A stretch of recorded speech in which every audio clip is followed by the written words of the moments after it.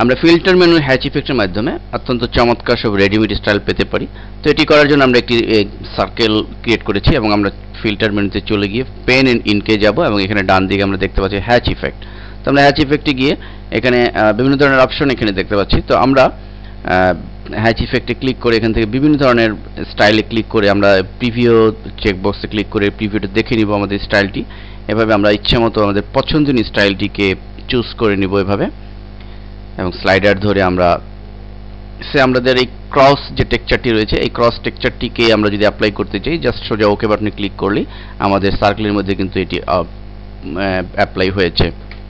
ঠিক একইভাবে আমরা একই পদ্ধতিতে আমরা অন্যান্য যে হ্যাচ ইফেক্ট রয়েছে সেগুলো আমরা অ্যাপ্লাই করতে পারি। আমরা এখান থেকে ড্যাশ লাইন যেটি রয়েছে এটি যদি অ্যাপ্লাই করতে চাই এবং নিচে যে সমস্ত অপশন রয়েছে যেমন ডেনসিটি, ডিসপারশন ইত্যাদি অপশন সমূহের এই স্লাইডার আমরা আগে বাড়িয়ে কমিয়ে আমরা এর অপশনগুলো চেঞ্জ করে এবং আমরা স্কেল যদি বাড়িয়ে দিই তাহলে স্কেল বেড়ে যাবে। ঠিক একইভাবে আমাদের রোটেশন চেঞ্জ করে আমরা সবশেষে ওকে বাটনে ক্লিক করে আমরা এটিকে অ্যাপ্লাই করব। তো এভাবে আমরা যে কোনো শেপ বা অবজেক্টের ভিতরে এ ধরনের চমৎকার হ্যাচ ইফেক্ট অ্যাপ্লাই করে আমাদের প্রফেশনাল ডিজাইনের কাজে লাগাতে পারি।